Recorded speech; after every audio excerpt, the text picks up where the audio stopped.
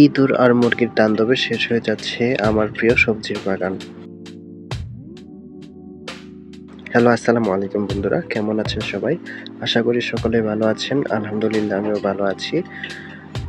আজকের দিনের ব্লগে আপনাদের জানাই অনেক অনেক শুভেচ্ছা। আজকে আপনাদের সাথে শেয়ার করব কিভাবে শেষ করে দিচ্ছি ইঁদুর আর মুরগি আমার এই সবজিগুলো।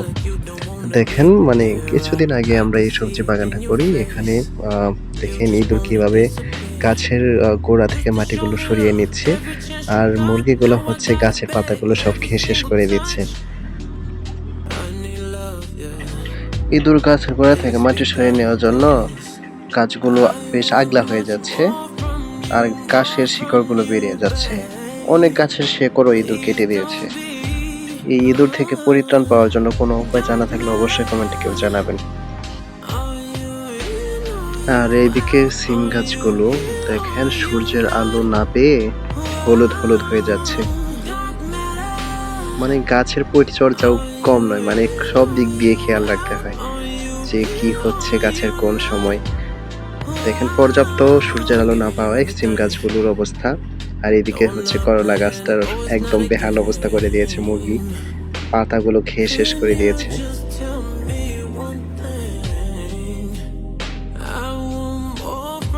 ওর দিকে পুঁইশাক গাছ মাশাআল্লাহ অনেক ভালো হয়েছে। এটা অনেক বড় হয়ে প্রায় আমাদের রান্নাঘরে চালে উঠে গিয়েছে, আর পাতাগুলো বেশ সবুজ আছে। কিন্তু নিচের অংশটা মুরগি খেয়েছে, তা ওটা সমস্যা নেই, কিন্তু উপরের দিকে বেশ ভালো হয়েছে পুঁইশাক গাছ। আর এদিকে দেখেন ইঁদুর কি করছে, মাটি উঠায়া ঘরের সব মাটি এই দিক দিয়ে বের করে দিয়েছে।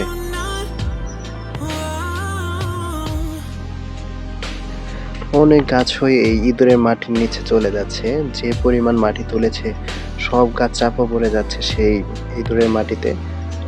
ইঁদুরগুলা হচ্ছে গিয়ে আমাদের বাসায় যে কিছুদিন আগে ধান লাগানো হয়েছিল, সেই ধানগুলো আমাদের ঘরে মজুত রাখা হয়েছে, আর হচ্ছে গিয়ে খড়গুলো রাখা হয়েছে। তার জন্য বাসায় এই ইঁদুরের উপদ্রবগুলো বেড়েছে।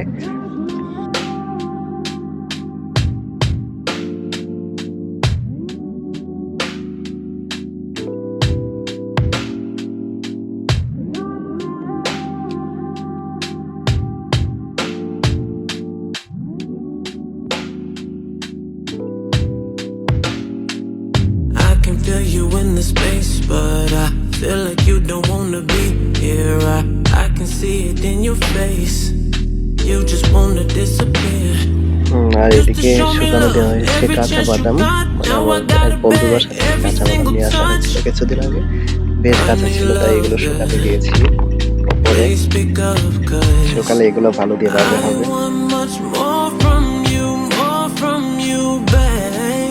আচ্ছা দেখেন, আপনাদের দেখাচ্ছি কি কিরকম কাঁচা বাদাম, একদম কাঁচা ভিতরে।